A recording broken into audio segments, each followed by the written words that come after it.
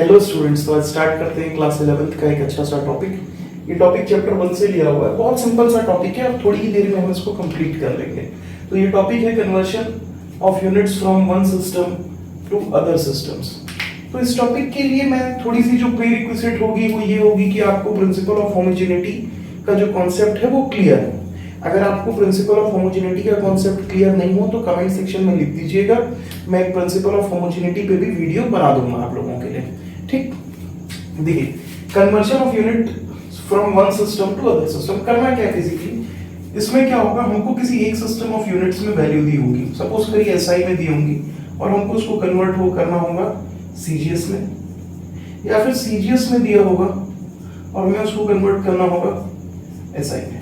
कुछ इस टाइप के क्वेश्चंस आते हैं जहाँ पे एक सिस्टम ऑफ यूनिट से दूसरे सिस्टम ऑफ यूनिट में कन्वर्ट करना होता है। काफी सिंपल होते हैं ऐसे क्वेश्चन, मैं आपको एक बार सिखा दूंगा, आप लोग कर पाएंगे, बहुत आराम से डील कर पाएंगे ऐसे क्वेश्चंस को। इस टॉपिक के लिए आप लोगों की फीलिंग स्ट्रांग होनी चाहिए। बाकी ये बहुत इजी चैप्टर और बहुत इजी कॉन्सेप्ट्स हैं। देखिए मान लेते हैं कि कोई क्वांटिटी x है, तो हम किसी क्वांटिटी x को कैसे डिनोट करते हैं, x इक्वल्स टू nu, जहां पे ये जो n होता है ये उसकी क्या होती है, न्यूमेरिकल वैल्यू होती है, और u क्या होता है, units in which it can be expressed। Example के लिए देखिए, एग्जाम्पल के लिए समझो आप कि मान लो कोई चीज है 1 kg टोमेटो है, ठीक है, 1 kg टोमेटो। अब 1 kg टोमेटो को मैं चाहूं तो कैसे लिख सकता हूं, 1000 ग्राम्स टोमेटो। तो 1 kg लिखूं या 1000 ग्राम लिखूं, डिनोट तो मैं किसको कर रहा हूं, टोमेटोज को ही डिनोट कर रहा हूं। मतलब क्वांटिटी हमारी क्या हो गई, क्वांटिटी हमारी क्या हो गई, टोमेटो। मतलब ये टोमेटो इस केस में क्या है हमारा n, ये हमारा क्या हो जाएगा x, ये क्या हो जाएगा x, जो ये क्वांटिटी थी x, ये 1 क्या हो जाएगी हमारी, ये क्वांटिटी n, इस केस में 1 क्या हो जाएगी हमारी क्वांटिटी 1000। ये जो kg लिखा हुआ है ये क्या हो जाएगा हमारा u, या फिर ये जो ग्राम लिखा हुआ है ये क्या हो जाएगा हमारा u।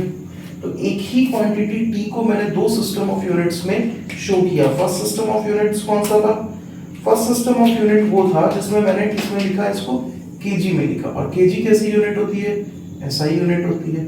दूसरा मैंने इसी क्वांटिटी को किस फॉर्म में लिखा, 1000 ग्राम्स में लिखा, जहां पे ग्राम्स किसको शो करता है, सीजीएस यूनिट को शो करता है। तो ऐसे कन्वर्जन्स, तो आपको पहले ये क्लियर होना चाहिए कि कोई क्वांटिटी x किस फॉर्म में शो की जा सकती है, उसके न्यूमेरिकल वैल्यू और उसके यूनिट्स के साथ हम शो कर सकते हैं।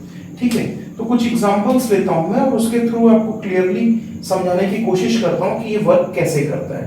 ठीक, हाँ, तो देखा आप लोगों ने कि हम कैसे डिनोट कर सकते हैं, कैसे लिख सकते हैं हम x को, x इक्वल्स टू nu, जहां मैंने आपको बताया कि n क्या होगी, इसकी न्यूमेरिकल वैल्यू होगी, और u क्या होगा, unit in which it can be expressed. ठीक है, ये चीज एकदम क्लियरली बिठा लो। कोई क्वांटिटी x, उसको हम किस तरीके से शो करते हैं, x इक्वल्स टू nu, जहां पे n क्या होती है उसकी न्यूमेरिकल वैल्यू और u क्या होती है यूनिट्स जिसमें हम उसको एक्सप्रेस कर सकते हैं। अब देखिए इसको यूज कैसे करते हैं।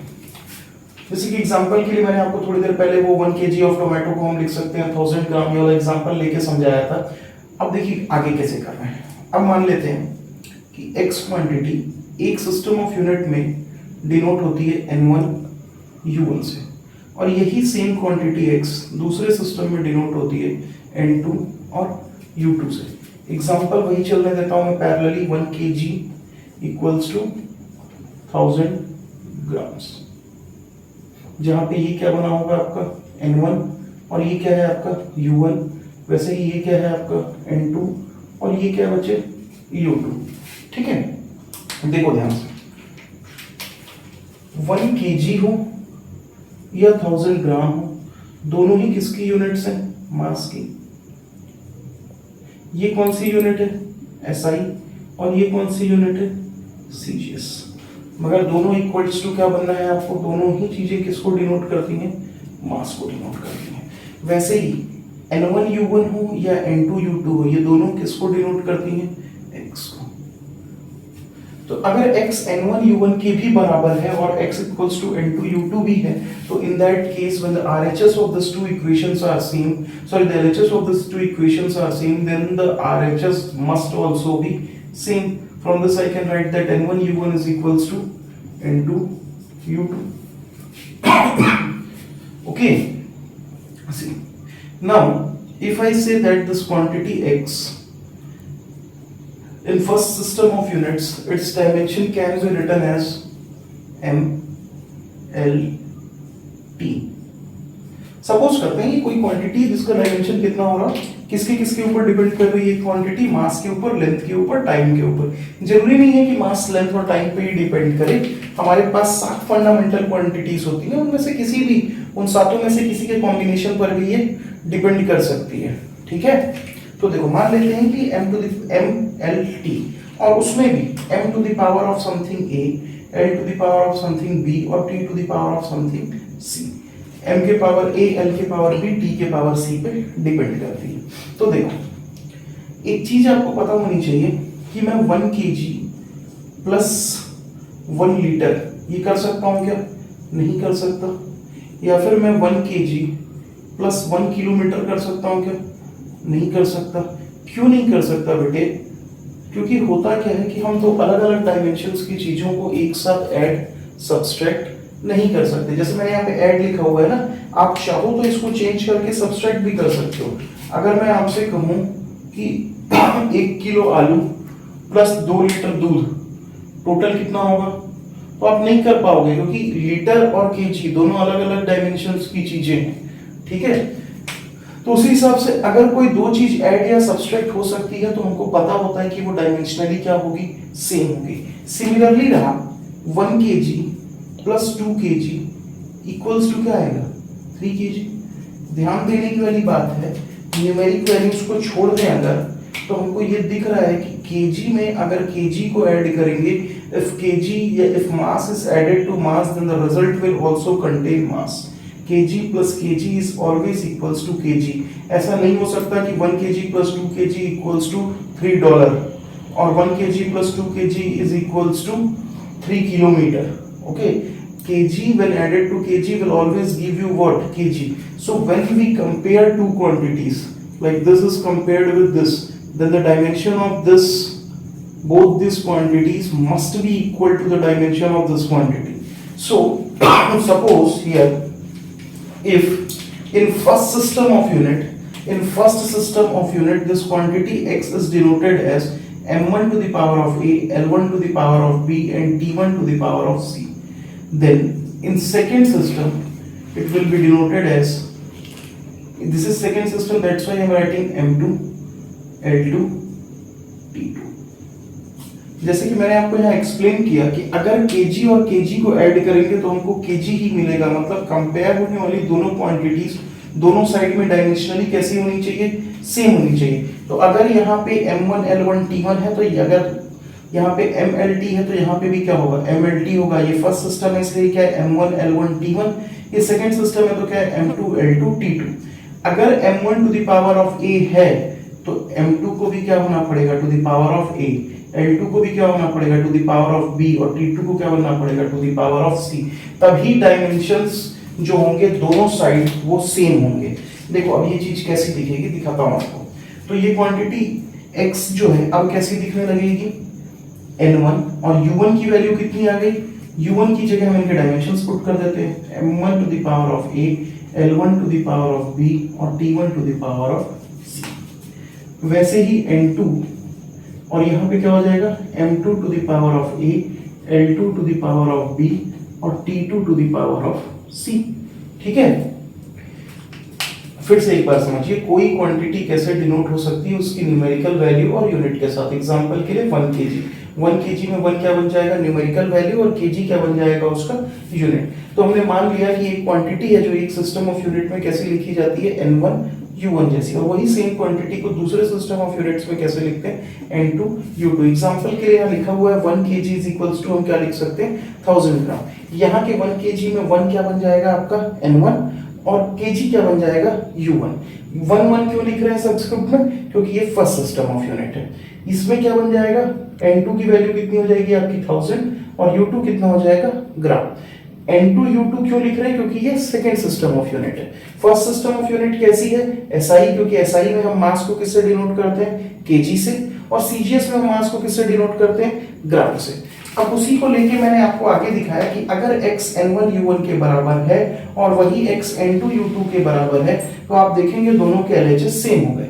अगर LHS सेम है तो RHS भी क्या होने चाहिए, सेम होने चाहिए। जब मैंने RHS को सेम किया तो आपको दिख रहा होगा कि ये दोनों क्वांटिटी आपस में क्या हो रही है, कंपेयर हो रही हैं। अगर ये दो क्वांटिटी आपस में कंपेयर हो रही हैं, इसका मतलब डायमेंशनली ये दोनों तरफ क्या होनी चाहिए, सेम होनी चाहिए। तो मैंने मान लिया कि x का डायमेंशन क्या होगा, MLT to the power of A to the power of B and to the power of C। अब अगर डायमेंशनली सेम होना है तो इस साइड भी वही डायमेंशन होगा और इस साइड भी वही डायमेंशन होगा। तो मैंने फर्स्ट सिस्टम के लिए क्या कर दिया, M1 to the power of A, L1 to the power of B और T1 to the power of C। Second system के लिए मैंने क्या कर दिया, M2 to the power of A, L2 to the power of B और T2 to the power of C लिख लिया। ठीक है, उम्मीद है आई होप कि आप लोगों को यहां तक क्लियर हो। तो आगे देखते हैं कैसे करना है इसको, देखते रहिए। बहुत इजी सा चीज है, बस थोड़ा सा ध्यान दे करके अगर आप इसको चीज को समझेंगे ना तो बहुत इजीली बनते हैं ये क्वेश्चन, फ्री के मार्क्स हैं ये। देखिए आगे, अब अगर यहां से मैं देखूं तो क्या लिख सकता हूं, मैं लिख सकता हूं इसके आगे, यहां से मैं कंटिन्यू कर रहा हूं यहां पे। तो N1 इक्वल्स टू कितना हो गया आपका, N1 into M1 to the power of A, L1 to the power of B और T1 to the power of C equals to N2 into M2 to the power of A, L2 to the power of B और T2 to the power of C। देखते रहिए। अब मान लीजिए मेरे को यहां से N2 की वैल्यू निकालनी है। In case I want to find the value of N2, तो मैं कैसे लिख सकता हूं, N2 is equals to N1 into M1 to the power of A, L1 to the power of B, T1 to the power of C divided by M2 to the power of A, L2 to the power of B और T2 to the power of C। थोड़ा सा और fine अगर मैं करूं इस चीज को तो कैसे लिख सकता हूं, देखते रहो। मैं लिख सकता हूं N2 equals to N1 into M1 upon M2 to the power of A, L1 upon L2 to the power of B और T1 upon T2 to the power of C। ये चीजें आप अपने से वीडियो को पॉज करके note down भी कर सकते हैं। देखिए आगे, ये जो फॉर्मूला फाइनली आया हमारे पास, मैं एक बार और क्लियरली लिख देता हूं आप लोगों के लिए। N2 इज इक्वल्स टू कितना है, स्मॉल लेटर्स की लिखिए वो बेटर है, स्मॉल लेटर यूज करिए। N2 इक्वल्स टू कितना है, N1 M1 upon M2 to the power of A, L1 upon L2 to the power of B और T1 upon T2 to the power of C। This is a very important formula for solving this sort of questions, so always remember this, keep it in your mind। I have also told you the derivation for this। Okay, आप लोग post करके इतना लिख लीजिए, फिर मैं एक example conversion के एग्जांपल के साथ आपको समझा देता हूं कि ये चीजें अप्लाई कैसे की जाती हैं क्वेश्चंस में। आप पोस्ट करके इसको नोट कर लीजिएगा, मैं आगे के लिए करता हूं। एक एग्जांपल लेते हैं। Let's start with an example, convert 1 Newton into डायन। कन्वर्ट 1 न्यूटन इनटू डायन। वीडियो पोस्ट करके एक बार अपने से कोशिश करिएगा जैसे मैं समझाया, नहीं तो फिर आप मेरा सॉल्यूशन देखिएगा। देखिए, ध्यान से पहले जो चीजें देखनी होंगी आपको ये देखनी होंगी कि 1 न्यूटन, जो 1 लिखा हुआ है ये क्या है आपका N1 और ये जो न्यूटन लिखा हुआ है ये क्या है आपका U1। जहां पे क्वेश्चन मार्क लिखा हुआ है वही वैल्यू आपको फाइंड करनी है और वैल्यू क्या बनेगी N2 और ये डाइन क्या बनेगा U2। अब देखिए, एक सिस्टम ऑफ यूनिट में ये कैसे डिनोटेड है, 1 न्यूटन से, और दूसरे सिस्टम ऑफ यूनिट्स में ये कैसे डिनोटेड है, क्वेश्चन मार्क डायन। इस क्वेश्चन मार्क की हमको वैल्यू निकालनी है। तो पहली चीज तो आपको वो फाइंड आउट करना पड़ेगा कि ये कौन सी क्वांटिटी है जो कौन सी सेम क्वांटिटी है जो दो सिस्टम ऑफ यूनिट्स में डिनोट की जा रही है। What is this x? मैंने आपको बताया था ना कि x इक्वल्स टू क्या होता है n1u1 और same x is equals to अगर n2u2 हो तो हम क्या करते हैं n1u1 equals to n2u2 compare करके सॉल्व कर लेते हैं। तो पहले आपको सोचना पड़ेगा कि x है कौन सी क्वांटिटी। तो ध्यान से देखिए कि न्यूटन हो या फोर्स हो, ये न्यूटन हो या डाइन, ये दोनों किसको डिनोट करते हैं? फोर्स को डिनोट करते हैं। न्यूटन क्या है? एसआई यूनिट, वेयरएज डाइन क्या है? CGS unit, CGS unit. तो बेसिकली आपको करना क्या है, कौन सा कन्वर्शन करना है? एसआई यूनिट से सीजीएस यूनिट में आपको क्या कर लेना है? कन्वर्ट कर लेना है। एसआई यूनिट से किस में कन्वर्ट कर लेना है? सीजीएस यूनिट में कन्वर्ट करना है। देखिए कैसे होगा, हाउ टू डू दिस। तो जब आप ये क्लियर कर चुके हैं कि ये फोर्स है, तो फोर्स का डायमेंशन क्या होता है? mlt-2। जिन लोगों को फोर्स का डायमेंशन नहीं निकालना आता है, जिन्होंने अभी पढ़ाई चालू की है, उनके लिए मैं फोर्स का डायमेंशन डिराइव भी कर देता हूं। देखो, फोर्स इक्वल्स टू क्या होता है? Mass into acceleration. जहां पे मास तो फंडामेंटल यूनिट है, लेकिन एक्सेलरेशन कैसी यूनिट है? डिराइव्ड यूनिट है। जब हम डिराइव्ड यूनिट के फॉर्म में डायमेंशंस नहीं निकालते, तो मास की जगह तो m हो जाएगा, मेरे को इस डिराइव्ड वाले को चेंज करना पड़ेगा। एक्सेलरेशन को मैं क्या लिख सकता हूँ? Velocity by time.